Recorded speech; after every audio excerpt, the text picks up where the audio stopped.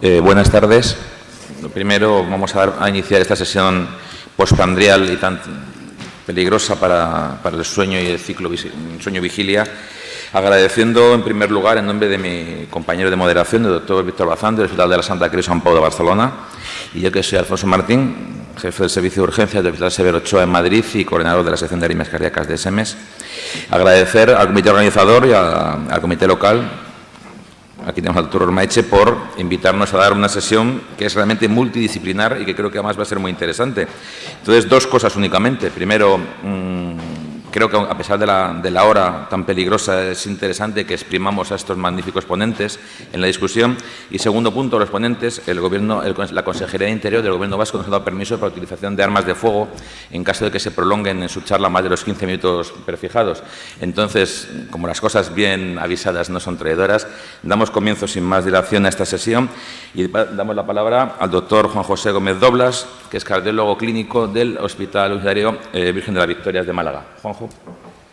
Buenos días, traigo chaleco antibalas, lo primero que tengo que decir, por si acaso. Pero bueno, yo voy a hablaros de fibrilación auricular, pero de la prevalencia. A ver, me lo ponen desde fuera. Y fundamentalmente hablaré de un estudio que es el estudio FRESA, que probablemente ya todos conocen, un estudio de la Sociedad Española de Cardiología. Aunque nos centraremos luego en él, sí me gustaría un poco hablar en el contexto de probablemente algo que ya todos adivinan, que es la epidemia de la fibrilación auricular, no solo en España, sino en los países desarrollados, ¿no? Esto se podría acabar pronto esta charla diciendo que algo que todos sabemos, que es que la fibrilación auricular es la arritmia más frecuente de las que padecemos, sobre todo en los países desarrollados. Pero claro, eso tiene muchos matices y realmente podemos afinar un poco más y ese es el objetivo de esta charla. La fibrilación auricular es realmente importante por el ictus, aunque hay datos a favor de que otras cosas son importantes como la insuficiencia cardíaca, sobre todo en la mortalidad de los pacientes con fibrilación auricular. Realmente lo que hace que tenga un impacto negativo en la fibrilación auricular es el ictus y sobre todo porque 1 de cada 5 ictus se produce, es decir, en torno a un 20% se produce por la presencia de fibrilación auricular en algún grado. También sabemos que cada vez más en los pacientes con ictus se diagnostica más la fibrilación auricular, es decir, desde el punto de vista de la causa del ictus relacionada con esa fibrilación auricular, hay datos que la ponen más de manifiesto y esto probablemente lo único que nos dice es que estamos más atentos en su identificación y en el screening de la fibrilación auricular, ¿no? Hay muchos datos españoles, no voy a saltarme un poco todo eso, pero fundamentalmente yo creo que todos sabemos desde hace tiempo, hay datos ya clásicos del siglo pasado en el que la prevalencia de fibrilación auricular fundamentalmente se relaciona con un factor, la edad, ¿no? Es decir, y esto lo vemos en los datos clásicos, por ejemplo, del estudio Atria, en el que como por cada década encontramos que la fibrilación auricular se va aumentando casi de forma exponencial y en pacientes, por ejemplo, por debajo de 40 años, como después demostraremos con datos actuales de nuestra propia población, de la población española, la prevalencia es muy baja. Sin embargo, cuando hablamos de poblaciones de más de 80 años, la prevalencia va a estar siempre por encima del 10%, ¿no? Pero como luego veremos, probablemente esos datos son incluso más de un 10%, sobre todo en datos españoles. Hay muchos estudios de prevalencia a nivel internacional, se lo he intentado resumir en esa tabla, obviamente no se la tienen que saber, se las voy a resumir luego en una única diapositiva, pero sí que sepan fundamentalmente que hay un montón a nivel internacional, incluso en países no desarrollados, y lo que sí es importante es que, claro, a la hora de hablar de prevalencia, pues uno de los aspectos más relevantes es que cómo hacemos el diagnóstico de fibrilación auricular, y como pueden ver, hay diagnósticos de fibrilación auricular que se basan solo en la historia clínica, solo en el electro, o en ambos criterios, es decir, en la presencia de antecedente de fibrilación auricular o en la presencia de, en ese momento, un electro con fibrilación auricular. El problema que tiene, obviamente, hacer el diagnóstico por electro es que si hay pacientes con fibrilación auricular paroxística o antecedentes de fibrilación auricular paroxística, quedan excluidos del diagnóstico. Y otro de los problemas que se relaciona claramente con la prevalencia es la edad. Es decir, que no es lo mismo que analicemos poblaciones desde más de 20 años, donde la prevalencia hasta los 40 o 50 es muy pequeña, a que veamos pacientes, por ejemplo, de mayores de 70 años. Y esto es un aspecto que hay que tener en cuenta a la hora de analizar cualquier estudio que analice la prevalencia de fibrilación auricular. A nivel europeo, quizá el estudio que mejor recoge los datos de prevalencia en cuanto por su metodología, el estudio de Rotterdam, que también es del año 2006, un estudio que también analiza incidencia, que es un aspecto que, por ejemplo, en España no tenemos ningún dato, y que nos dice que la prevalencia global en población de más de 55 años es de un 5,5%. Siempre como, en general, en todos los estudios la prevalencia es mayor en varones que en mujeres, y luego veremos alguna diferencia. Luego, sin embargo, cuando vemos, por ejemplo, algunas revisiones como esta en las que se habla de la prevalencia a nivel europeo y a nivel internacional con los países anglosajones en torno al 2%, si se fijan, eso es así, pues porque realmente lo que les decía antes, si empezamos a mirar desde más de 50 años esa prevalencia es casi del 4 o el 5%, si metemos población más joven, la prevalencia va a caer en la población que estamos analizando. Por tanto, un poco por el mensaje clave, ¿cuál sería? Por resumir toda esa serie de estudios que hay un montón. Pues que la prevalencia en población general, y esto es importante también, es otro criterio a tener en cuenta, es decir, no enfermos, no pacientes que acuden a consulta, varía en la literatura entre el 0,2 y el 1,2% si cogemos toda la población, es decir, incluyendo incluso adolescentes. Pero si hablamos de población de mayores de 50 años, esa prevalencia está entre el 1,5 y el 5,5%. Estaría en torno entre el 4 y el 5%. Y los factores que determinan esas diferencias son esos tres. La edad que analizamos, si es un estudio poblacional o no, es decir, si son pacientes que acuden, por ejemplo, a un servicio de urgencia, a un servicio hospitalario, a una consulta. Y el tercer factor es la definición de fibrilación auricular, si utilizamos electro, historia clínica o ambos, ¿no? En España, por un poco centrarnos ya en nuestro país, ha habido diferentes estudios y podemos diferenciarlo en dos grandes grupos, estudios no poblacionales y estudios poblacionales. La diferencia, por lo que le comentaba antes, realmente los estudios de prevalencia que tienen más valor desde el punto de vista epidemiológico por su mayor calidad metodológica son los estudios poblacionales. Pero los primeros que tuvimos eran estudios no poblacionales, por ejemplo el Cardioten. Estos son los pacientes que iban a consultas de atención primaria o de cardiología y se les miraba si tenían fibrilación auricular. Como pueden ver, la prevalencia en esta población era del 4,8%. Pero como ya les digo, no era un estudio de ámbito poblacional, ¿no?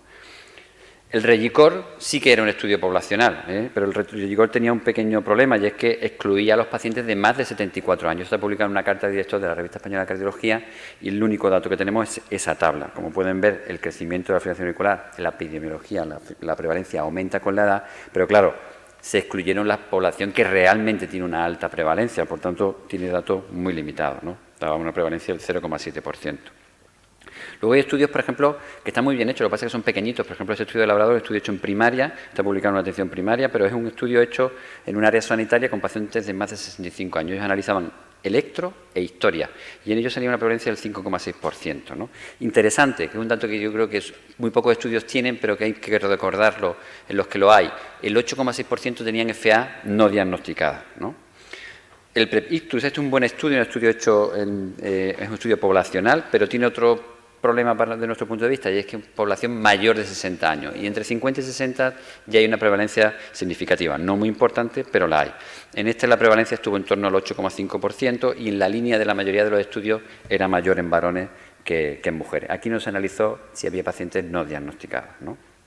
El Previa es un estudio andaluz, pero son solo pacientes hipertensos, 560 pacientes, 5%, ¿no? El Esfinge, este es un estudio que deja muy claro cuando analizamos poblaciones enfermas o no. El estudio Esfinge es un estudio hecho por servicios de medicina interna, está publicado, me parece, en la medicina clínica, en Revista Clínica Española, y el que se ve que la prevalencia era del 30%. ¿Pero por qué? Porque lo que se analizaba eran pacientes que estaban hospitalizados en unidades de medicina interna o de geriatría, y todos tenían más de 70 años. Obviamente la prevalencia era tremenda. Uno de cada 3 pacientes tenía fibrilación auricular. El BALFAP es probablemente de los registros que más información nos ha dado recientemente, del doctor Barrio, y lo que pasa es que un estudio también de pacientes que acuden a las consultas de atención primaria. Y más o menos sirve la curva de lo que clásicamente sabíamos con un aumento de la prevalencia, pero fíjense ya que a partir de los 80 años estamos hablando de prevalencias del 17%, no del 10% como el estudio Atria que teníamos, les puse inicialmente. El AFABE también es un estudio muy bien diseñado, estudio poblacional, catalán en este caso, 1000 pacientes, y lo interesante de este estudio es que aunque la prevalencia estaba en torno al 10%, que coincide más o menos con los datos que teníamos y con los que después les mostraré, lo interesante es que el 20% no sabían que tenían fibrilación auricular. Después veremos que en el estudio ofrece las cifras diferentes, porque aquí coge población de más de 60 años y cogió pacientes de más de 40 años. Es realmente interesante porque este es un dato que, como luego veremos, tiene su importancia para hacer estrategias de screening, ¿no?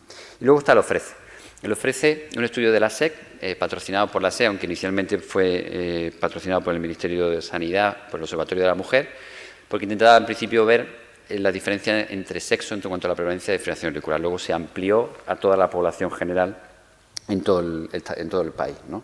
Fundamentalmente coge pacientes de mayores de 40 años y lo que se hace un análisis por edad, por década y por sexo, es decir, que estaba preespecificado para eso. No solo se analizó la prevalencia de fibrilación auricular, sino también se hizo la de angina estable. Es un estudio hecho en atención primaria, es decir, los que recogieron la información y llamaron a la población, porque no eran pacientes, era población general, era el propio médico de atención primaria, y ellos hacían una randomización de todos sus listados de población, y desde la central de la CRO se le hacía la randomización y se les decía qué pacientes tenían que llamar. El paciente tenía que acudir a la consulta, que a lo mejor no era un enfermo o nunca había acudido a su médico de familia, y él en esa visita le hacía un electro, le preguntaba por sus antecedentes, lo exploraba, lo pesaba, lo tallaba, y hacía una pequeña historia clínica y revisaba su historia. Es decir, un estudio en que se llamaba activamente a la población general. Bueno, fueron 50 provincias españolas menos 4 que no participaron. Al final se seleccionaron unos 11.000 personas, diríamos, no sería realmente población. De forma interesante, de los que se intentó el contacto, participaron el 76%, es decir, que solo se perdió un 24% de población a la que se les requirió que quisiera incluir el estudio. Y eso es realmente una cosa que hay que hablar a favor de los médicos de atención primaria en cuanto al reclutamiento y que convencieron bien a la población que atendían. Es decir, que al final analizamos 8.343 personas a las que se le pudo hacer este screening. El criterio de fibrilación auricular fue el que utiliza el doble, es decir, el que tuviera en ese momento en el electro fibrilación auricular o que tuviera antecedentes de fibrilación auricular descrita, aunque en ese momento el electro fuera normal, es decir, que es un criterio un poco más estricto. Y estos son los datos del OFRECE. Como pueden ver, la prevalencia global en la población de mayores de 40 años era del 4,4%. Curiosamente era ligeramente mayor en mujeres, pero fundamentalmente en la década de mayores de los 80 años. Probablemente nosotros pensamos que esto está relacionado porque fallecen muchos varones en ese momento y había más mujeres en ese grupo, un poquito más. En general, siempre la prevalencia es mayor en varones en las décadas previas. Si se fijan, entre los 40 y los 50, la prevalencia es del 0,3%, después del 1%, luego del 4,6%, del 9%, del 17% en pacientes de más de 80 años. Es decir, que casi se duplica, va duplicando por década la prevalencia de fibrilación auricular en la población española de más de 40 años, ¿no? Esto es lo mismo, visto de otra manera, en una gráfica, para ver un poco cómo sigue la curva en relación con la edad y con el sexo. Y un aspecto interesante que a veces no hemos podido sacar de este estudio, por ejemplo, es qué riesgo de embolismo tienen estos pacientes. Pues fíjense que el 90% está comparado con el OFRECE, con el BALFAB y el AFAB, está publicado en la REC. Pues el 90% de los pacientes tienen un CHAPVAS mayor de 2, es decir, que serían el 90% de los pacientes con FA que veríamos en población general tienen indicación de anticoagulación. Si hablamos de un CHAPVAS de 1 y lo consideramos también para anticoagular, estaríamos hablando de otro 7%. Y solo un 3% de los pacientes con fibrilación auricular no tienen indicación de anticoagulación en población general. Es un aspecto interesante.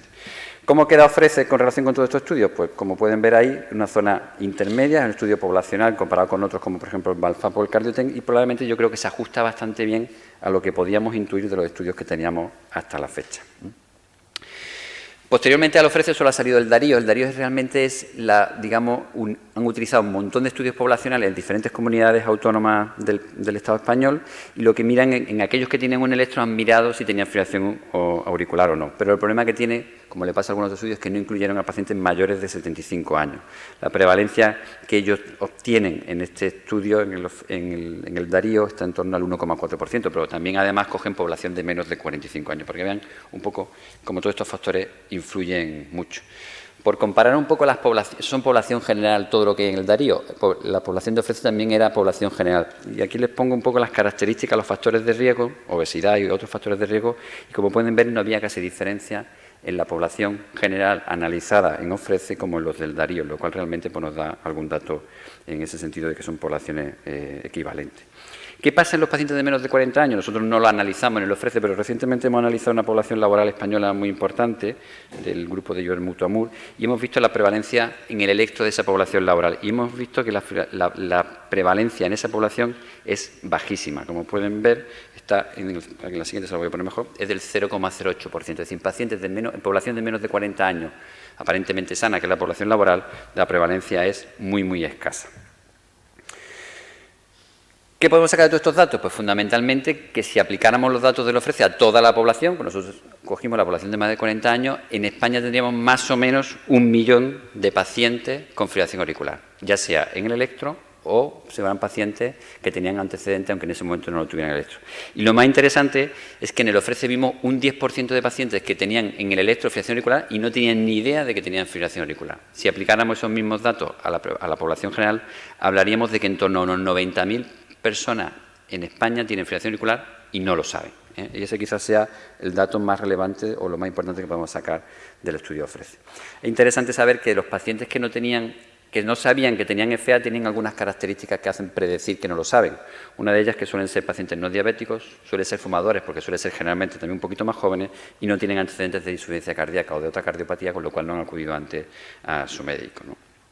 Por ir terminando, no tenemos ningún dato de incidencia, ningún estudio de incidencia en la población española, pero sí tenemos, por ejemplo, recientemente se ha publicado en el Lancet los 50 años de tendencia de prevalencia e incidencia y de los factores de riesgo en el Framingham, ¿no? Y lo interesante de este estudio es que, por ejemplo, se ve que cuando ellos valoran historia y electro, pero cuando valoran solo el electro, una cosa interesante es que solo aumenta la prevalencia, pero no la incidencia. Y eso lo que nos hace pensar es que realmente cuando aumenta prevalencia sin incidencia es porque lo que hay es un aumento de la vigilancia epidemiológica, es decir, tenemos cada vez más estrategias para detectar antes la fibrilación auricular. Y otro aspecto interesante es que en estos 40 años en el Framingham lo que ha ocurrido es que ha habido más obesidad, más diabetes, más hipertensión, aunque mejor tratada, sin embargo tenemos menos ictus y menor mortalidad en relación con el diagnóstico de fibrilación auricular. Y esto probablemente también será, o pensamos que es aplicable a la población española, ¿no? Bueno, si analizamos los pacientes con o sin FA, y esto, por ejemplo, da casi más datos el BALFAP que lo ofrece, por ejemplo, las características de los pacientes que tienen fibrilación auricular es realmente muy típicas. Son pacientes generalmente con más factores de riesgo, con más enfermedad cerebrovascular, con más cardiopatía, pero fundamentalmente, desde el punto de vista de los factores de riesgo, tienen más obesidad y más hipertensión y más diabetes, ¿no? Esto es interesante porque en algunos estudios, cuando se ve qué factores son más predictores de fibrilación auricular, obviamente todos sabemos que la hipertensión es ese factor, es el que más predomina, pero el segundo, en los países desarrollados y en nuestro país también, es la obesidad. Y como ustedes bien saben, ya se habla de que tratar la obesidad es la mejor forma de prevenir la fibrilación auricular en muchos pacientes, incluso tenemos estudios en ese sentido, en los cuales no voy a entrar. Juanjo, lo que está claro es que la prevalencia está aumentando, la incidencia aumenta tanto en datos ingleses, alemanes o los americanos que le he puesto previamente, y esto muestra la bola gorda, por decirlo de alguna manera, es Europa. Esta es la prevalencia actual y lo que se estima para el 2050. Fíjense que va a crecer en todos los continentes, pero fundamentalmente en los países desarrollados, ¿no? ¿Cuáles son mis conclusiones? Pues está claro que la fibrilación auricular es un problema de salud pública de primera magnitud, con una prevalencia en el OFRECE del 4,4%, población de más de 40 años, 1 millón de personas más o menos con esta arritmia. Está alcanzando proporción epidémica y la va a alcanzar en los próximos 20 o 30 años y probablemente yo creo que a partir de aquí se puede inferir que es necesario también hacer estrategias de screening porque al menos un 10% de la población no sabe que tiene fibrilación auricular. Muchas gracias. Muchas gracias, Juan José. A continuación doy paso a la doctora Coral Suero, quien nos hablará de las peculiaridades del manejo de la fibrilación auricular en las urgencias hospitalarias. Coral, cuando quieras. Muchas gracias.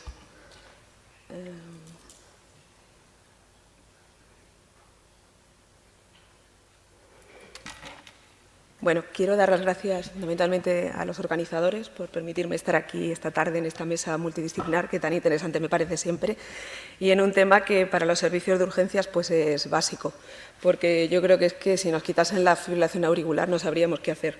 Todos nuestros pacientes prácticamente tienen fibrilación auricular, sobre todo si trabajas en un servicio de urgencias de adultos. ¿Y cuáles son las peculiaridades que encontramos en la fibrilación auricular en los servicios de urgencias? Bueno, pues fundamentalmente los servicios de urgencias, este es un ejemplo cualquiera de los que todos los que trabajamos en urgencias conocemos, son muchísimos pacientes, todos aglomerados esperando nuestra atención. De los que hay en las camillas, pues yo diría que un 80% tienen fibrilación auricular. La magnitud del problema es importante, lo acaba de explicar el doctor Gómez Doblas. Es importante porque la fibrilación auricular es un problema que se puede considerar casi una epidemia. Se está aumentando progresivamente esta prevalencia. En los servicios de urgencias lo único es el reflejo de lo que ocurre en la vida real, de lo que ocurre en la población general. En la población general la prevalencia de la fibrilación auricular ha ido aumentando, se ha ido duplicando en los últimos años. En los servicios de urgencias ha ocurrido lo mismo. De una prevalencia en los primeros estudios que realizaba nuestro grupo de arritmias de de la Sociedad Española de Urgencias de una prevalencia del 1,5%, hemos pasado a una prevalencia en los últimos estudios del 3,6%. Eso sí, hemos aumentado la prevalencia, pero hemos disminuido el número de ingresos de estos pacientes, siendo como somos el lugar fundamental de ingreso al hospital, puesto que los pacientes que entran por urgencias son los que nutren fundamentalmente los ingresos en las áreas médicas del hospital. ¿Y qué es lo que vemos fundamentalmente en urgencias? Pues bueno, una de las partes más importantes es la fibrilación auricular de reciente comienzo, porque es en las urgencias en donde constituimos como el lugar habitual de derivación de estos pacientes y donde debemos ser los más exquisitos posibles en el manejo de estas fibrilaciones auriculares. Suelen ser pacientes que acuden a nosotros precisamente porque están más sintomáticos, que requieren un tratamiento activo y que fundamentalmente debemos intentar buscar en ellos una estrategia de control del ritmo para devolverlos al ritmo sinusal, que como haremos posteriormente es lo que debemos buscar en todo momento. ¿Y qué es lo que ha hecho nuestro grupo durante estos últimos años? Pues como veis, desde el 2000 al 2014 llevamos muchos años trabajando en el tema de la fibrilación auricular, aparte de otras arritmias, pero básicamente esta, buscando encontrar la evidencia en la aplicación de las guías de práctica clínica. Y así hemos ido desarrollando una serie de estudios, desde el GEFAUR, o los GEFAUR, mejor dicho, porque fueron varios estudios, hasta el último, el EMERGAVE, en los que hemos ido incluido muchísimos pacientes hasta completar un total de casi 10.000 pacientes que están incluidos en nuestros estudios. Y en todos ellos hemos ido aplicando las guías de práctica clínica habituales, tanto las europeas como las americanas, adaptándolas a nuestro entorno y en un consenso que inicialmente ya en el 2003 se elaboró con la Sociedad Española de Cardiología y que posteriormente en el 2012 volvimos a renovar una vez que revisamos que había mucha innovación y muchas actualizaciones que había que ir incorporando. ¿En qué basamos la actuación que debemos realizar en esta fase aguda de la fibrilación auricular? Pues los factores de decisión los dicen las guías clínicas. Fundamentalmente tenemos que analizar en nuestros pacientes el riesgo de tromboembolia, la duración de la FA para ver qué tipo de fibrilación auricular tenemos y sobre todo la sintomatología de nuestros pacientes.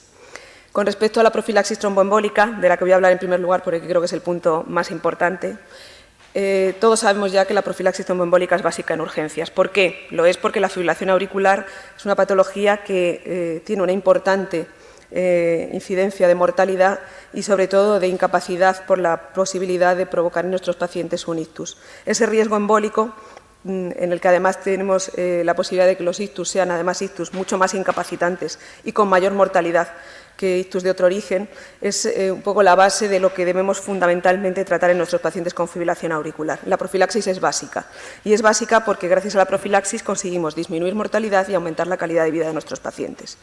Y podemos plantear, por analizar de manera un poco independiente, dos escenarios: el escenario de la profilaxis en la restauración del ritmo sinusal y el de la profilaxis en aquellos pacientes en los que nos planteamos que van a ser pacientes que van a mantenerse a largo plazo en esa fibrilación auricular y debemos atajar también la posibilidad del riesgo embólico de estos pacientes. En el caso de la profilaxis de la restauración del ritmo sinusal, ya todos sabemos que la duración del episodio de FA es fundamental. El hecho de que sean menos o más de 48 horas de evolución o que tenga una duración desconocida influye en las decisiones clínicas que tomamos a la hora de realizar el tratamiento de nuestros pacientes y lo influyen en la decisión en cuanto al tratamiento, pero también en cuanto a la profilaxis, puesto que cuando el paciente tiene menos de 48 horas de evolución, utilizaremos una estrategia casi seguro de control del ritmo en la cual deberemos aportar también una profilaxis tromboembólica, sobre todo si el paciente tiene importantes factores de riesgo tromboembólico. Y así lo dicen las guías, tanto las guías del 2012 como posteriormente las del 2014, y posteriormente, en el análisis que realizamos nosotros de los pacientes que hemos ido analizando en nuestros estudios, hemos visto que los factores de decisión fundamentales en esta anticoagulación, en la decisión del control del ritmo, son fundamentalmente dos: la duración de esa arritmia y los factores que de base tiene el paciente de riesgo para riesgo embólico. Y destacar, que creo que ya todos lo sabemos, pero siempre es importante incidir en ello, que no debemos diferenciar entre que realicemos una cardioversión eléctrica, una cardioversión farmacológica o que ésta haya sido espontánea, tanto en el caso de la fibrilación auricular como en el caso del flúter. Todos sabemos ya que en las cardioversiones, en las estrategias de control del ritmo de las fibrilaciones auriculares de menos de 48 horas, el riesgo es bajo. Sin embargo, el riesgo es bajo de forma global, pero es elevada en ciertos grupos de pacientes, sobre todo aquellos que tienen importantes factores de riesgo cardiovascular y de riesgo tromboembólico. Y estos pacientes precisan de una anticoagulación no solo en el momento de la cardioversión o pericardioversión, sino que debemos además establecerla a largo plazo. Son pacientes en los que plantearemos una heparinización inicial, pero que luego, posteriormente, plantearemos un seguimiento con una anticoagulación a largo plazo si los factores de riesgo son importantes. ¿Qué ha venido en los últimos años en nuestra ayuda en estos casos? Sobre todo en los casos en los que la fibrilación auricular es de duración desconocida o bien de más de 48 horas de evolución. Pues en los mejores casos tenemos la posibilidad de utilización de un eco transesofágico, que es una técnica segura, rápida y efectiva para evitar el embolismo poscardioversión, puesto que permite descartar la existencia de trombos en la aurícula. Utilizaremos esta técnica, primero si la tenemos a nuestra disposición y sobre todo en situaciones en las que el paciente sea una fibrilación auricular de más de 48 horas o desconocida, como ya he dicho. Y también en aquellas situaciones en las que el paciente, aunque sea de duración más corta o de duración indeterminada, tenga un cierto deterioro clínico hemodinámico, tenga antecedentes de embolismo, cardiopatía, que haya una cierta preocupación o riesgo en las posibilidades de que el paciente no esté también bien anticoagulado. Garantiza la seguridad del intento de la cardioversión e incrementa la probabilidad de mantener el ritmo sinusal al disminuir los tiempos para realizar esa cardioversión. No es lo mismo hacerlo inmediatamente que dejar pasar un mes para tener al paciente anticoagulado hasta hacer una cardioversión electiva.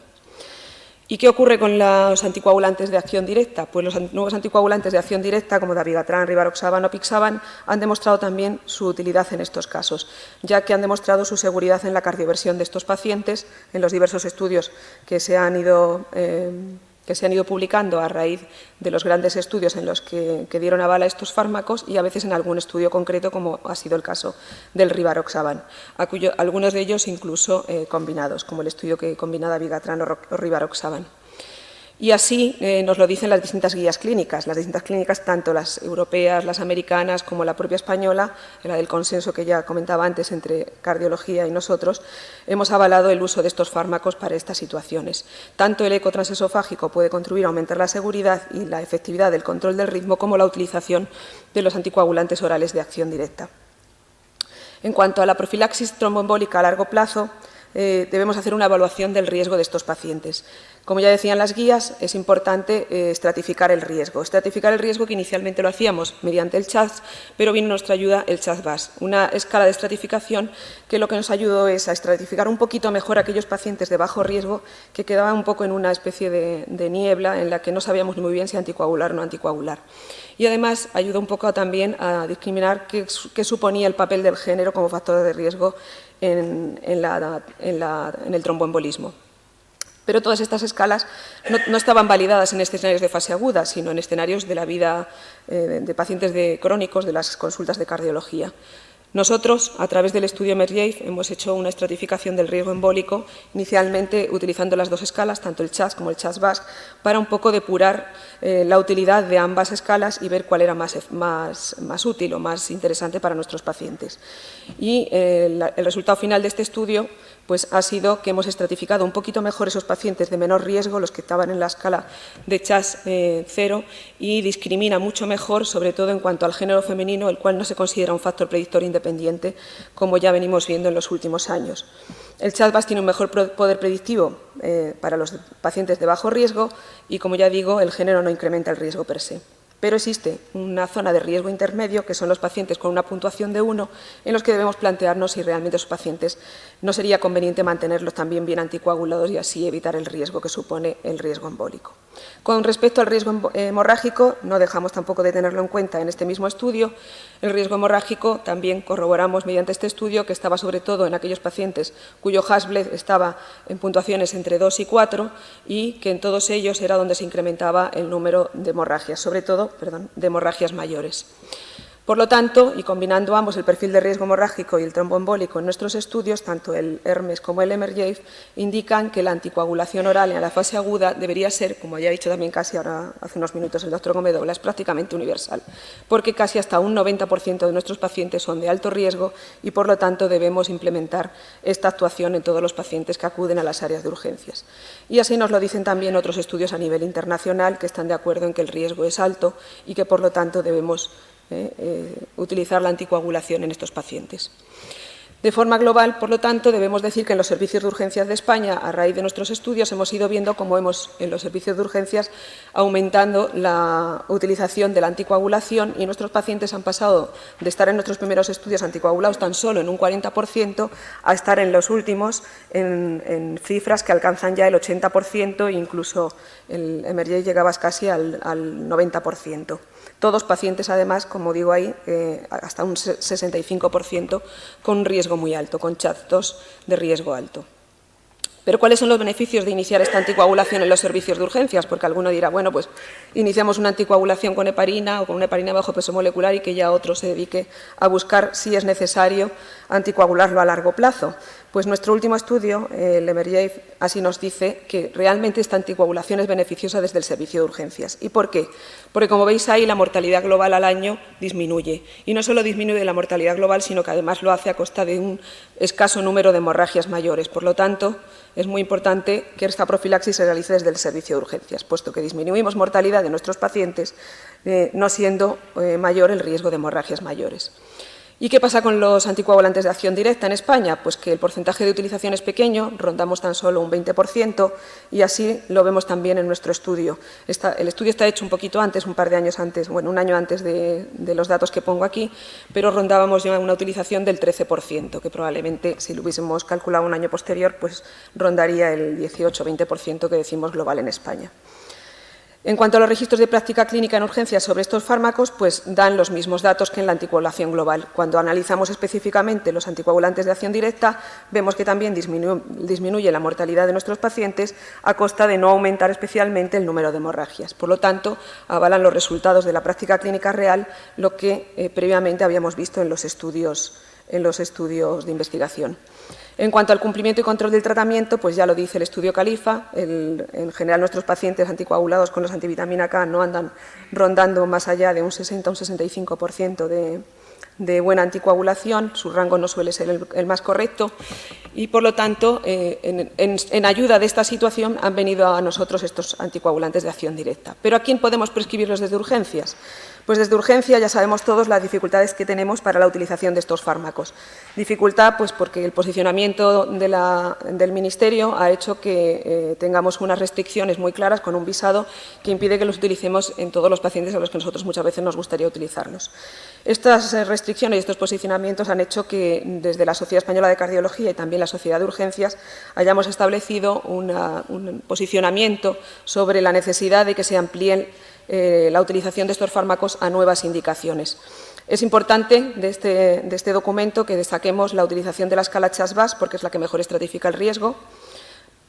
En los pacientes en los que el riesgo hemorrágico sea muy alto, con un HAS-BLED de 3, sería importante indicar los nuevos anticoagulantes. También en aquellos que tengan un alto riesgo trombótico, por lo tanto, los que tengan un CHAS-VAS de 3 serían candidatos a anticoagulantes de acción directa. Es muy importante también para los médicos de urgencias que tengamos acceso a la información de nuestros pacientes de los controles del INR, no siempre accesible a nosotros, ya que todo médico que atiende pacientes con FA debe saber cómo está anticoagulado su paciente y no solo la anticoagulación del momento puntual en el que lo vemos. Esto empieza un poco a arreglarse, pero todavía hay muchos sitios en los que existe esa dificultad. Es importante también, sobre todo, que podamos acceder a que la reducción del tiempo de cálculo sea un poco menor, que no sean esos 6 meses que no tienen establecidos, que solo con 3 meses fuese suficiente. En cuanto a la estimación del alto riesgo de deficiente calidad de la anticoagulación, ha venido en nuestra ayuda también esta escala, el SAIM-TTR, que nos ayuda a estratificar un poco qué pacientes van a tener dificultad para el manejo de esos fármacos y de los antivitamina K y, por lo tanto, serían candidatos a los nuevos anticoagulantes orales. Y, por último, es muy importante la estrategia de la cardioversión eléctrica, la utilización de estos anticoagulantes que nos ayudan a que sea una anticoagulación realizada en menos de un mes o en un mes, manteniendo luego la anticoagulación un mes después o de por vida si así fuesen los pacientes candidatos a ello. Por lo tanto, el perfil de prescripción que podemos realizar desde las urgencias es el que nos indican desde el Ministerio, pero intentaremos que estas restricciones que tenemos ahora mismo vayan avanzando y por lo menos lleguemos a situaciones como el poder utilizarlo en las cardioversiones selectivas. Y creo que es fundamental la coordinación interservicios. Cardiología, las unidades de Estado de hematología, debemos funcionar todos como algo global. Debemos todos ir coordinados y manejar la situación de tal manera que nuestros pacientes... Sí. Perfecto. Realicemos una evaluación sistemática del riesgo tromboembólico y de sangrado en todas las visitas que realizan al servicio de urgencias. Del control de la frecuencia cardíaca, ya para ir terminando, deciros que lo fundamental es que hacemos un control agudo que no es muy amplio, alcanzamos solo cifras del 48-50%, y que ese control ha ido mejorando en los últimos años, como demuestran los distintos estudios, fundamentalmente porque hemos aumentado nuestra tasa de utilización de los beta-bloqueantes y también de los calcioantagonistas, pero sobre todo de los beta-bloqueantes, lo que ha mejorado la situación del control de la frecuencia. En cuanto al control del ritmo, y ya para terminar, en la restauración del ritmo sinusal, cuando nos planteamos la persecución de ese ritmo, debemos plantearnos qué condiciones van a favor y cuáles en contra de la restauración del ritmo sinusal. Recordar que nosotros no necesitamos estrictamente tener un eco para saber si el paciente tiene una cardiopatía estructural, sino que muchas veces la utilización de la historia clínica, el electro, la exploración física y la radiografía de tórax nos ayudan a determinarlo. Y este control del ritmo en los servicios de urgencias es fundamental que lo realicemos básicamente con la cardioversión, que es la técnica más efectiva y más segura, aunque no debemos olvidar la utilización de los fármacos. Los fármacos del grupo 1C son más efectivos que aquellos como la amiodarona, que deberían quedar relegados a un segundo lugar. Y las revisiones sistemáticas indican que lo más efectivo es la cardioversión eléctrica y lo más seguro. Por lo tanto, será el gold estándar sobre el que nosotros debemos manejarlos. Pero seguimos viendo que existe una infrautilización de esta técnica que no alcanza más allá del 21%, siendo de una efectividad del 90%. En cuanto a los fármacos, recordaros simplemente, y ya termino con esto, que el control del ritmo, que tan acostumbrados estábamos a la utilización de ese fármaco maravilloso que durante años nos ha sangrado en las urgencias, que es la amiodarona, puesto que prácticamente no conocíamos ningún fármaco más, no es el fármaco que mejor venga a nuestros pacientes, no llega a ser el fármaco que llega a utilizarse para la cardioversión, sino que muchas veces lo único que conseguimos con él es un control de la frecuencia cardíaca y no la restauración del ritmo, y que es muy importante que cada vez más avancemos en este control de la frecuencia cardíaca y sobre todo el control del ritmo en los servicios de urgencias, porque esto va a favor de nuestros pacientes, puesto que esta restauración rápida del ritmo sinusal ayuda a que nuestros pacientes, como avalan todos nuestros estudios al final, se encuentren con menos casos de ingresos hospitalarios por menor fracaso cardíaco, por menor cardiopatía, como consecuencia de mantenerse menos tiempo en esa situación de fibrilación auricular. Y finalmente, hablaros de un fármaco que ha venido en estos últimos años en nuestra ayuda, que es el Bernacalan. Es un fármaco selectivo de la aurícula que actúa para la cardioversión en la fase aguda en los pacientes con menos de 48 horas de evolución o bien en la fibrilación auricular de una semana de evolución si el paciente está bien anticoagulado. Es un fármaco que es rápido, es efectivo, es seguro, es un fármaco que, salvo en las situaciones de insuficiencia cardíaca grave, se puede utilizar en la primera línea y cuya media de actuación son de 11 minutos. Que, por lo tanto, esa actuación ha venido avalada por el hecho de que se haya incluido en las últimas guías clínicas en una situación de estrategia en superioridad sobre la amiodarona, que ha quedado para las situaciones de segunda línea o bien en los casos de fracaso cardíaco.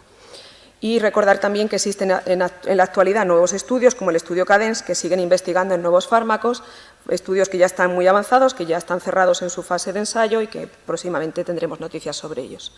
Concluir, por lo tanto, que existe una frecuentación creciente de los pacientes con fibrilación auricular en urgencias, que es importante el manejo de urgencias en coordinación con otros servicios, como ya he dicho, como cardiología o hematología, que la anticoagulación desde urgencias es fundamental, es básica, ya que los pacientes con fibrilación auricular se disminuye su mortalidad sin aumentar las hemorragias, que se debe incrementar aún más la anticoagulación que realizamos desde los servicios de urgencias y el uso de los anticoagulantes orales de acción directa en los pacientes mal controlados. Insistir también en el empleo de los betabloqueantes para el control de la frecuencia cardíaca y reducir el uso de la amiodarona a favor de la cardioversión eléctrica o del uso de fármacos 1C como la flecainida y a veces también el Bernacalan en aquellos que puedan tener disponible este fármaco. Y muchas gracias.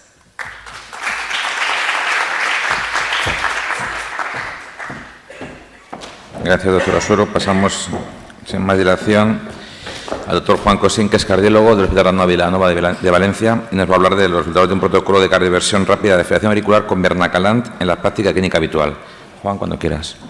Muchas gracias, Alfonso, muchas gracias a la mesa, muchas gracias a la sección de electrofisiología y arritmias, a la sección de estimulación por la invitación a estar aquí para contarles lo que nosotros hemos puesto en marcha en nuestro servicio, que Coral me lo ha dejado ya votando la pelota votando para empujarla a puerta.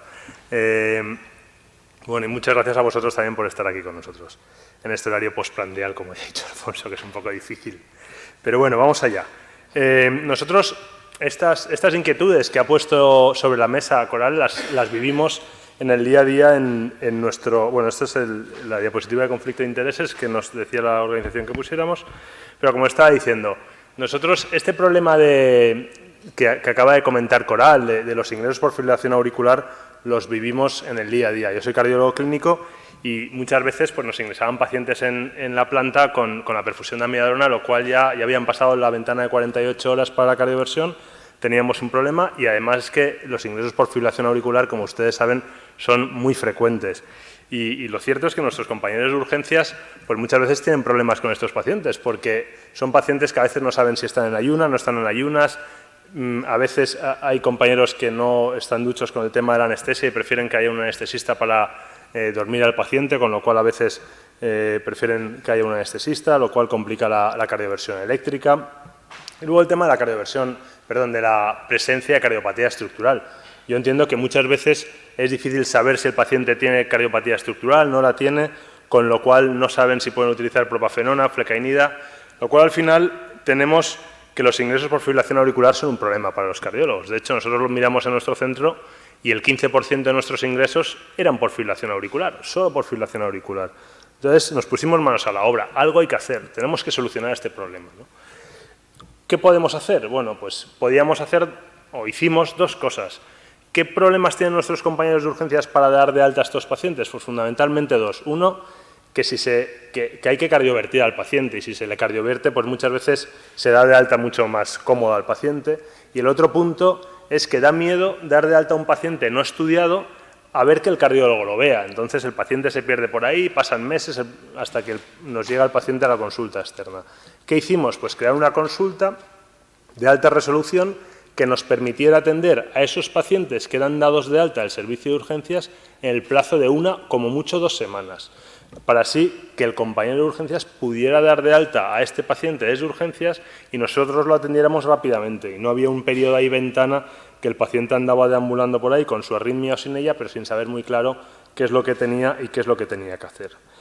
Este es un poco el algoritmo, el camino que podía seguir el paciente con fibrilación auricular. Como ustedes ven, el paciente puede ir o al médico de atención primaria o a urgencias, eso ya lo elige el paciente. Pero nosotros, cuando pusimos en marcha este algoritmo o este protocolo en el departamento, sí que hablamos con el médico de atención primaria que si la fibrilación auricular era de menos de 48 horas, que por favor lo remitieran a urgencias para favorecer la cardioversión. Y, por supuesto, si se toleraba mal, esto ya se venía haciendo. Y desde urgencias pues se montó dos cosas. Una, intentar entre todos que la cardioversión precoz se pusiera en marcha, porque como ya se ha comentado, tiene varios beneficios que luego lo comentaré. Por supuesto, el paciente que tolera mal la arritmia tendrá que acabar ingresando, pero si el paciente se conseguía cardiovertir rápido o el paciente toleraba bien la arritmia, pues este paciente se deriva a nuestra consulta, y ha dicho que lo vemos la semana siguiente o como mucho a las 2 semanas, se le hace un eco, se estudia claramente al paciente y ya se decide ahí si queremos control de frecuencia cardíaca, control de ritmo o qué estrategia vamos a seguir con este paciente. Pero lo que está claro es que la cardioversión precoz es de gran importancia. ¿Y por qué es de gran importancia la cardioversión precoz? Pues ya lo han comentado, tiene muchas ventajas. Mayor éxito de reversión a ritmo sinusal, todos lo tenemos claro. Mayor probabilidad de alta hospitalaria y luego menor riesgo de tromboembolismo. Incluso dentro de esas 48 horas iniciales, incluso de esos primeras horas que sabemos que es segura la cardioversión, si lo hacemos en las primeras 12 horas, y esto es de un registro finlandés con más de 9.000 pacientes, que ellos estratificaron según la cardioversión se hacía dentro de las primeras 12 horas, entre las 12 o 24 horas siguientes, entre las 24 y 48, fíjense como dentro de las primeras 12 horas el riesgo de tromboembolismo es mucho menor, es 3 veces menor, con lo cual hacer la cardioversión cuanto antes nos llegue el paciente va a ser beneficioso para todos. Y para esto yo creo que el Bernacalán es un fármaco extraordinario. Ya lo han comentado, el Bernacalán es un fármaco que hace un efecto multicanal, que es muy específico de los miocitos auriculares, lo cual disminuye la proarritmia ventricular, que se usa de forma endovenosa y que además tiene una vida media muy corta, con lo cual si tienes efectos adversos rápidamente se solucionan. ¿Qué datos tenemos con Bernacalan? Bueno, tenemos todos los estudios, los ACT 1, 2 y 3, que son frente placebo, y este estudio, el ABRO, que era un estudio randomizado frente a amiodarona. Fíjense, la línea azul son los pacientes randomizados a Bernacalan, como en los primeros 90 minutos era muchísimo más eficaz, 10 veces más eficaz que amiodarona, que como ya ha comentado Coral previamente, es un fármaco seguro, pero que para la cardioversión no debe ser nuestra primera elección. Y en este estudio se incluyeron pacientes con cardiopatía estructural. Y ahora que está tan de moda los registros de práctica clínica o los registros de vida real, ¿qué datos tenemos con Bernacalan? Pues hay varios estudios, tal vez este sea uno de los más representativos, del grupo de Conde en Argentina, en el que vieron que su tasa de eficacia, o sea, la eficacia que ellos lograban estaba en torno al 84%, mucho más eficaz que lo que nos decía el ensayo clínico. Y además, la ausencia de cardiopatía y el tener una función sistólica normal eran predictores de mejor respuesta al Bernacalan. ¿Qué dicen las guías sobre Bernacalan? Bueno, pues que podemos utilizar Bernacalan, por supuesto, en el paciente que no tiene cardiopatía, pero también lo podemos utilizar en el paciente que tiene cardiopatía, salvo solo hay cuatro contraindicaciones claras. Una es la presencia de insuficiencia cardíaca grado 3 o 4, que eso el paciente claramente lo expresa porque el paciente contará disnea.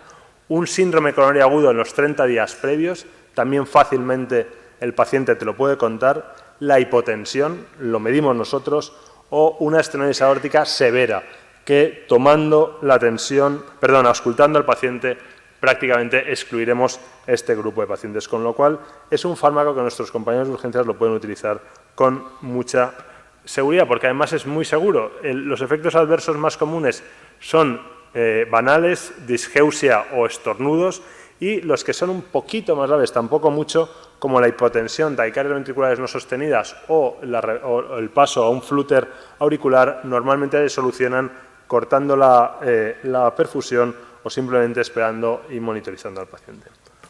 ¿Cómo utilizamos al fármaco? ¿Cómo utilizamos el Bernacalan? El Bernacalan se utiliza en 2 infusiones. Ya he dicho que es de uso endovenoso. Se da primero una infusión de 3 miligramos kilo durante 10 minutos. Si el paciente revierte a ritmo sinusal, que es muy frecuente que revierta con la primera infusión, ahí hemos terminado, aunque hay que terminar la primera infusión, aunque revierta al minuto 5, hay que terminar, hay que completar los 10 minutos. Si el paciente no revierte con esa primera infusión, esperamos 15 minutos y utilizamos la segunda infusión, que es de 2 miligramos por kilo de peso, también durante 10 minutos. Tanto si el paciente revierte o no, tendremos que monitorizar al paciente durante 2 horas desde que terminemos la infusión, monitorizar con electro y presión arterial. ¿Y qué datos tenemos nosotros? Bueno, pues estos datos nos lo acaban de aceptar en Revista Española de Cardiología. Son los primeros 47 pacientes en los que 5 se utilizaron 2 veces, en total 52 casos, edad media 66 años, 49% varones, un 17% tenían cardiopatía estructural, 6% isquémica, 2% insuficiencia cardíaca, algún paciente con miocardiopatía hipertrófica obstructiva y algún paciente con estenosis mitral moderada o severa. El CHAS-VASc medio fue de 2,3, la mayor parte del primer episodio, la mayor parte de pacientes era el primer episodio, mayoritariamente eran pacientes que acababan de debutar con la arritmia, el tiempo medio de evolución era de 8 horas y la frecuencia cardíaca media cuando el paciente llegaba a urgencias era de 133 latidos por minuto. Obtuvimos una reversión del 86%, esto es casi como la cardioversión eléctrica. Incluso les diré que es más rápido que la cardioversión eléctrica porque mientras que uno duerme al paciente, lo prepara y demás, al final nosotros el tiempo medio de reversión en nuestra serie es de 12 minutos y medio. Yo estoy seguro que mientras que duermen al paciente y se le hace la cardioversión, siempre pasan más de 12 minutos en conseguir la reversión a ritmo sinusal. Y lo que nos permitía era dar de alta a los pacientes desde el servicio de urgencias en muy poco periodo de tiempo. En 5 horas los pacientes se les daba de alta y además con un bajo porcentaje de complicaciones, solo un 9% de pacientes tuvieron complicaciones. Estas fueron una taquicardia ventricular no sostenida, el primer paciente, que ahí tembló el servicio, temblamos todos, porque era el primer paciente que lo utilizamos y claro, no quieres que te pase esto con el primer paciente que lo utilizas. 2 pacientes tuvieran tos y náuseas, disnea, tal, que se solucionó rápidamente. Un paciente disgeusia, es el efecto adverso más conocido, y flúter autolimitado que posteriormente revirtió ritmo sinusal en otro paciente. Respecto al uso con otros antiarrítmicos, ustedes saben que el Bernacalan no se debe utilizar en las 4 horas posteriores a la utilización de un fármaco antiarrítmico endovenoso.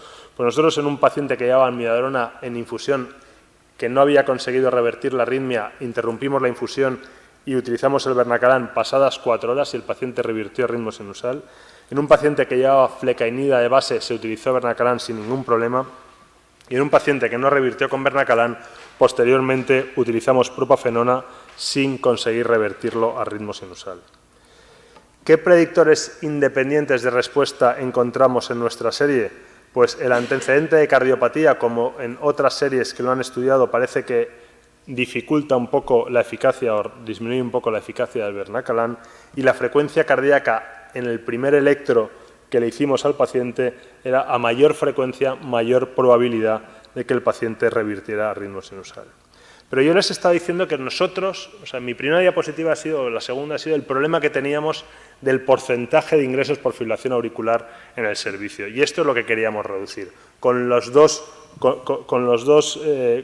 puesta en marcha de la consulta de alta resolución y con la mayor cardioversión de urgencias. Y fíjense, esto es el porcentaje de ingresos por fibrilación auricular que teníamos en el servicio. Inicialmente, que es cuando hicimos la medida, teníamos alrededor de un 15%. Cuando pusimos en marcha, que fue al principio de 2013, la consulta de fibrilación auricular, ya se notó una caída del 14 al 12% de porcentaje de ingresos por fibrilación auricular, y fue a finales de 2014 y especialmente en 2015 cuando empezamos a utilizar más el Bernacalan y ahí se notó una reducción adicional del porcentaje de ingresos por fibrilación auricular. En este periodo hemos conseguido reducir en un 32% el porcentaje de ingresos que ingresan al servicio por fibrilación auricular. Yo creo que las claves para el éxito de este protocolo que hemos montado es una estrecha colaboración entre cardiología y urgencias, que ya lo he comentado, pero hematología también es clave porque el paciente se tiene que anticoagular cuanto antes, como hemos comentado o como se ha comentado en la charla previa. El apoyo por nuestra parte en los primeros casos.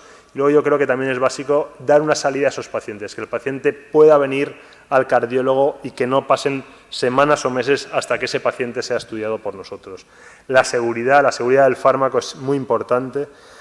La apropiada selección del paciente, especialmente al principio, yo creo que vale la pena, si van a empezar a utilizar Bernacalan, que empiecen en casos sin cardiopatía estructural, porque la posibilidad de la reversión es mayor y esto da confianza a los compañeros. Y la preparación correcta de la dilución, eso fue un problema al principio, se preparaba mal alguna dilución y esto reduce la eficacia del fármaco. Y ya para concluir, y ajustándome al tiempo, les diré que en pacientes con fibrilación auricular de menos de 48 horas o menos de 7 días, pero que estén anticoagulados, la cardioversión ha de ser lo más precoz posible.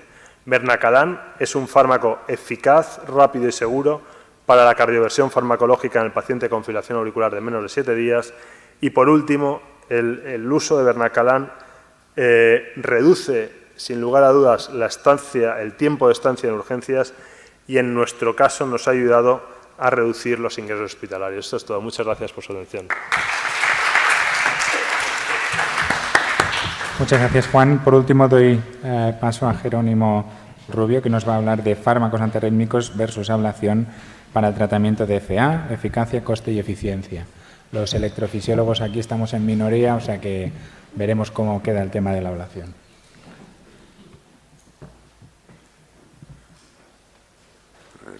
Que me localice, vale. Pues buenas tardes a todos. Lo primero que yo querría es transmitirles un afectuoso saludo del Servicio de Cardiología de Valladolid, agradecer esta invitación y estos ponentes y estos moderadores.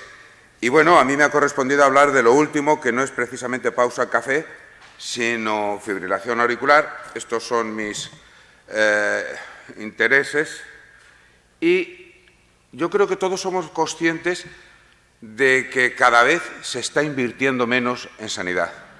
pero en todo el mundo. Pero en España está adquiriendo, perdón, esto me va a ocurrir con bastante frecuencia. Esto está ocurriendo de una forma exagerada con respecto al resto del mundo, al resto de la Comunidad Europea, de forma que fíjense que desde el año 2011 lo que ha disminuido el gasto en sanidad ha disminuido de una forma importantísima. Y si hacemos caso, que hay que hacerle caso a los estudios que se nos han presentado aquí, esto es algo que nos afecta casi, vamos, a toda la población, pero es que la fibrilación auricular es más de 1 millón de personas las que se van a meter en una situación en que cada vez estamos con menos presupuesto. Y claro, se ha hablado de que la fibrilación auricular es muy frecuente, claro, eso genera más. Pero es que la fibrilación auricular tiene muchas fuentes de gasto. Es que la fibrilación auricular cada vez, y esto se ha dicho también, vamos a tener más pacientes en fibrilación auricular. Y vamos a tener más pacientes en fibrilación auricular porque los diagnosticamos mejor y porque el paciente llega a tener más edad.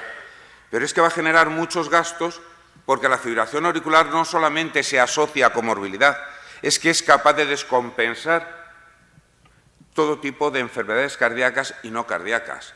Eso, evidentemente, va a llevar a dos cosas muy importantes: a la dependencia de estos pacientes de nosotros, de nuestro sistema sanitario, de nuestros recursos, y va a llevar a un aumento en cuanto a las hospitalizaciones y al seguimiento. Y estos gastos se van a manifestar en anticoagulación, en fármacos y, sobre todo, en nuevas tecnologías, en la utilización de nuevas tecnologías.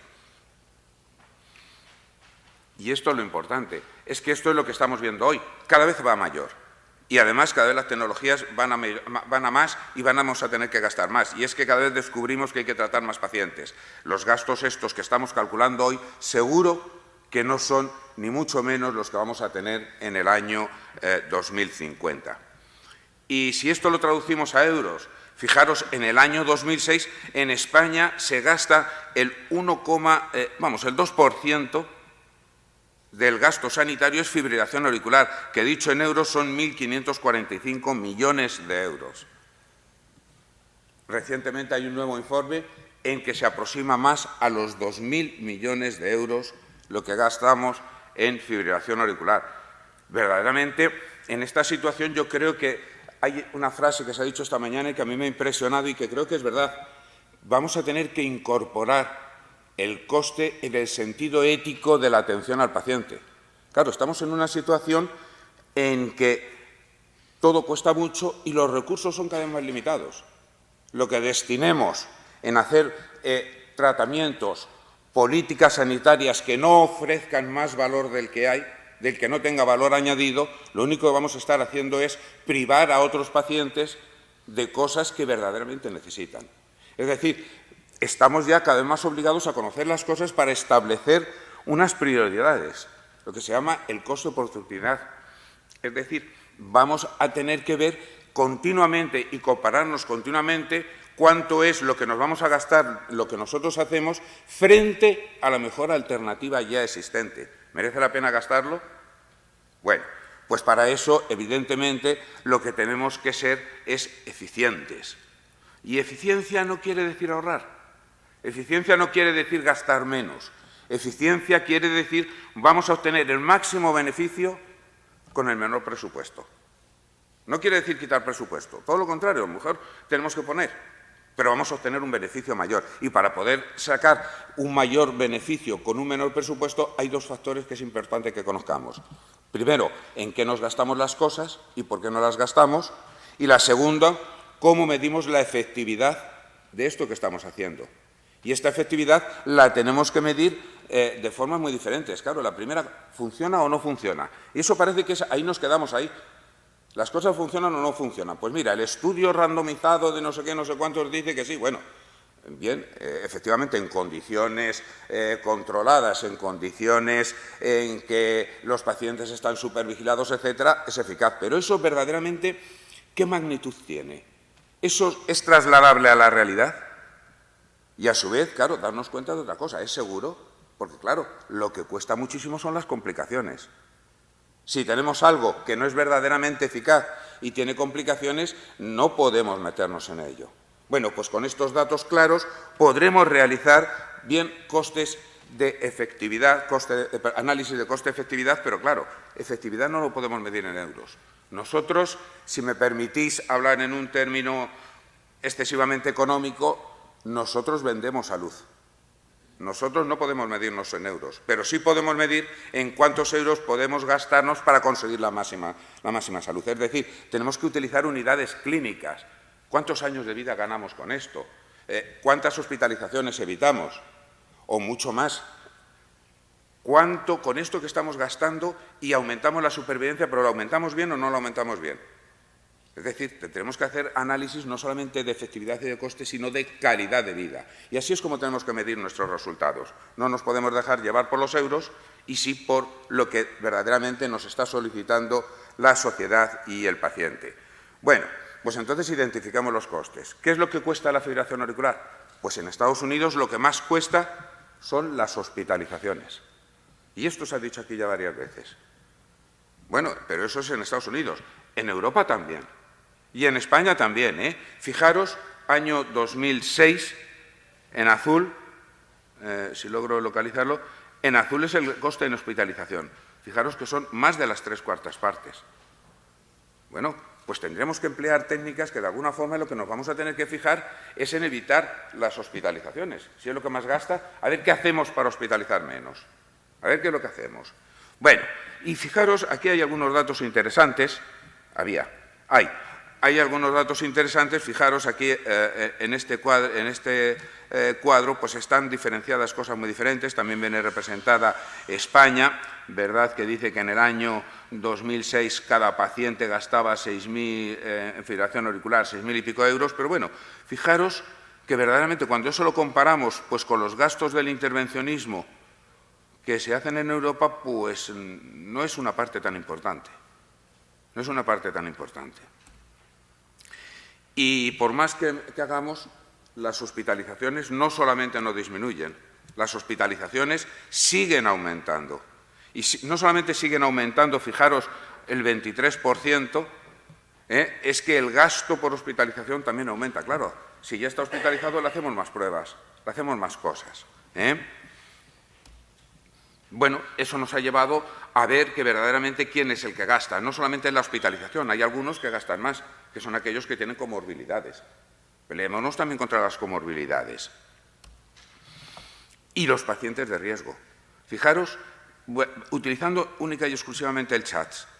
Cuanto chat más elevado, más ingresan y más tiempo están ingresados. Es decir, identifiquemos también qué pacientes de alto riesgo o qué pacientes de riesgo son los que más se van a beneficiar de que evitemos sus hospitalizaciones. Y eso, a su vez, ¿cómo lo vamos a traducir en euros? Pues lo primero es esto. Parece que todo el mundo estábamos convencidos de que es lo mismo control de ritmo que control de frecuencia. Y no es lo mismo. No es lo mismo. Verdaderamente lo que sí sabemos que ayuda a vivir es no poner fármacos antiarrítmicos. O sea, aumenta la mortalidad el quitar la anticoagulación a los pacientes y que estén tomando fármacos antiarrítmicos. Es decir, que probablemente en esta gráfica lo que ocurre es que el beneficio de la supervivencia está contrarrestado por los efectos secundarios de los fármacos. Si nosotros logramos mantener el ritmo sinusal sin utilizar fármacos antiarrítmicos, a lo mejor estamos prolongando la vida. Y esa es la primera forma de ver la efectividad de un procedimiento. Vale. Echo de menos cuando se utilizamos los slides. Bien. ¿Cuándo tenemos que empezar a utilizar estas cosas? Fijaros, esto es un estudio del mundo real, el estudio fractal, ¿verdad?, en que se empeñan en tratar a los pacientes desde el principio solo con fármacos y con cardioversión. ¿Qué es lo que nos encontramos? Pues algunas cosas muy claras. Que el paciente más barato, desde luego, es el paciente que está asintomático y que le dejamos en fibrilación auricular y, claro, y no viene al hospital. Claro, ese es el paciente más barato. No sé si eso es el mejor. Desde luego, si nos creemos todo lo que es la fibrilación auricular, probablemente no es el mejor, ¿verdad? ¿Y qué es lo que más cuesta? Pues lo que más cuesta verdaderamente son las recurrencias. Cada recurrencia cuesta 1.600 euros.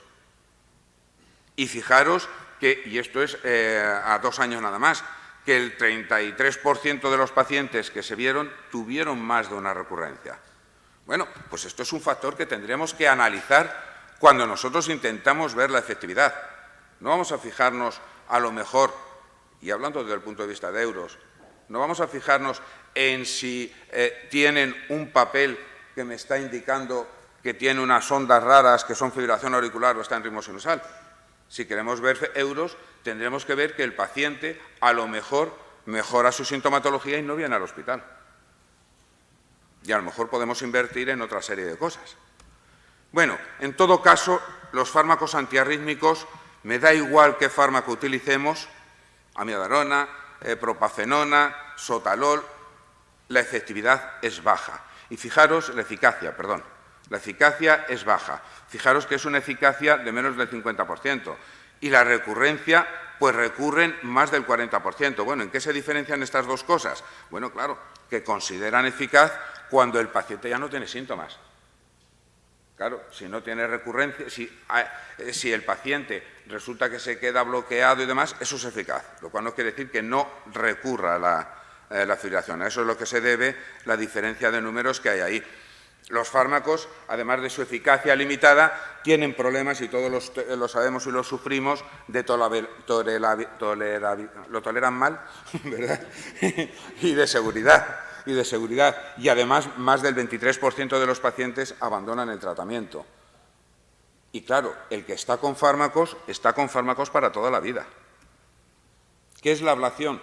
Pues la ablación es un procedimiento que todos sabemos y sospechamos que es más caro, y efectivamente en euros cuesta más, un procedimiento de ablación que un fármaco un día, que cuesta más y que todos sabemos que tiene complicaciones. Y es cierto que tiene complicaciones, pero claro, un 50%, más de un 50% en una sola sesión, por lo menos a los 2 o 3 años están asintomáticos, no tienen recurrencias.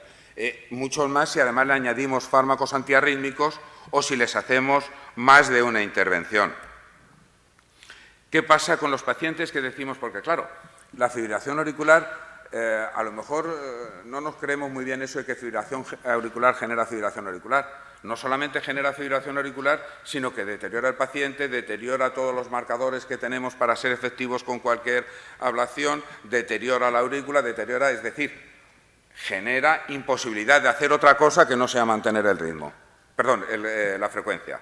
Eso es cierto. Aquí hay un metaanálisis de 3 estudios, ¿verdad?, en los que no se utiliza para nada fármacos antiarrítmicos, desde el principio se hace ablación y, evidentemente, en comparación a los fármacos antiarrítmicos, disminuyen las recurrencias y la fibrilación auricular sintomática.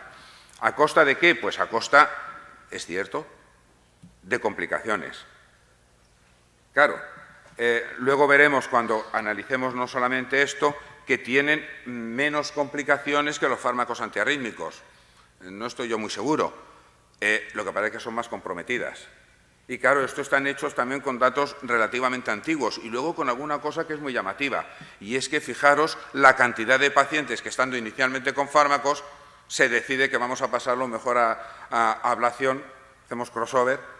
Con lo cual, claro, los datos que tenemos verdaderamente no sé hasta qué punto pueden ser totalmente fiables. En todo caso, aquí vemos metaanálisis que nos hablan de que, en comparación, ablación con fármacos, sí, son más efectivos en cuanto a recurrencias de fibrilación auricular y son más, independientemente de que hayan utilizado o no hayan utilizado antes fármacos antiarrítmicos. Y esto yo creo que hay que analizarlo también desde otro punto de vista. Claro, en estos estudios la mayoría de ellos diferían en algunas cosas. El que se hacía ablación era más joven, pero también es cierto que el que se hacía ablación llevaba mucho más tiempo en fibrilación auricular, mucho más tiempo que el que utilizaba fármacos. Bueno, ahí se queda. Es efectivo en cuanto a calidad de vida. hay muy pocos estudios así bien hechos y bien diseñados que analicen la calidad de vida. Este es uno de ellos y demuestra o dice que el paciente se encuentra mejor. Y eso es cierto. En nuestra práctica clínica estamos habituados a que cuando vienen a la consulta, ¿qué tal se encuentra? ¡Ay, me encuentro fenomenal! Le haces el electro y dices, ¡hala!, si está en fibrilación auricular. La verdad es que mejora su calidad de vida. No estamos hablando que quite la fibrilación auricular, en este sentido. Y hay algunos datos, pero claro, se basan en estudios únicos, en estudios a corto plazo, etcétera, pero que dicen que es menos frecuente que progresan a fibrilación auricular permanente, es menos probable que tengan ictus, incluso se igualan a la población general, aumento de la supervivencia, disminuye la anticoagulación, etcétera. ¿Y complicaciones? Pues en resumen esa, la que hemos dicho antes. Tienen menos complicaciones, pero más graves, al final, la fibrilación auricular. Claro, el 4,9 de complicaciones en la ablación que el 29% de los fármacos. Pero claro, las complicaciones de la ablación es un día, la complicación de los fármacos es toda la vida. La experiencia, pues la experiencia lo que nos indica es que cuanto más experimentado estás, menos complicaciones tienes. Y vamos a terminar ya para hablar de lo que cuesta la ablación. Pues no sabemos lo que cuesta. Esa es la realidad. No sabemos lo que cuesta porque en unos sitios cuesta mucho, en otros cuesta poco, y son muchos los factores, fijaros todos los que pongo aquí, que entran en saber qué es verdaderamente lo que nos cuesta la ablación. Pero hay, bueno, ya una serie de estudios publicados sobre coste-efectividad. Son estudios pues, muy diversos, de tiempos diferentes, en que utilizan pacientes diferentes, uno es fibrilación auricular paroxística, otro permanente, incluso hay de crioablación, en que afortunadamente separan a los pacientes por riesgo y en los que, fijaros, en todos utilizan, pues claro, análisis de decisión. No puedes utilizar estudios randomizados probablemente porque se alejan de la realidad. Entonces se hacen modelos. Y lo importante yo creo que es esta columna, si logro sacarla. Si os dais cuenta, es cara. Es cara, pero está dentro de los límites de lo que aceptamos como un precio adecuado ante las nuevas tecnologías. Pero hay algunas cosas que son más llamativas. Fijaros que en algunos casos es dominante. Quiere decir, dominante es que es más barato que el fármaco, o sea, que con lo que se compara. Y otros datos que son importantes. Es más caro conforme mayor riesgo tiene el paciente. Claro, a lo mejor le quitas la fibrilación auricular, le quitas algunas de las recurrencias y le quitas algunos de las descompensaciones de insuficiencia cardíaca, pero van a tener mucha más comorbilidad. Y por último, comentar que verdaderamente cuando sabremos bien cómo actúa es cuando sepamos bien cómo actúa la ablación sobre la mortalidad cardiovascular, sobre la incidencia de accidentes cerebrovasculares, hospitalizaciones, y en este sentido hay dos estudios en marcha a los que habrá que esperar a ver qué es lo que nos cuentan. Y con esto yo quiero terminar diciendo que la valoración de la ablación es complicada, no sabemos todavía lo que cuesta verdaderamente, que hay un alto grado de incertidumbre de si verdaderamente tenemos que empezar ahora o no empezar, empezar como primera línea o no empezar como primera línea, si compensan verdaderas las complicaciones, si la nueva tecnología, porque con las nuevas tecnologías no hay prácticamente nada hecho, nos cambian todo el sentido de lo que tenemos de la eficacia. Y desde luego parece claro que cuando se compara con el tratamiento farmacológico es coste efectiva, y lo que sí también parece claro es que depende de una adecuada selección de los pacientes. En fin, muchas gracias por su atención.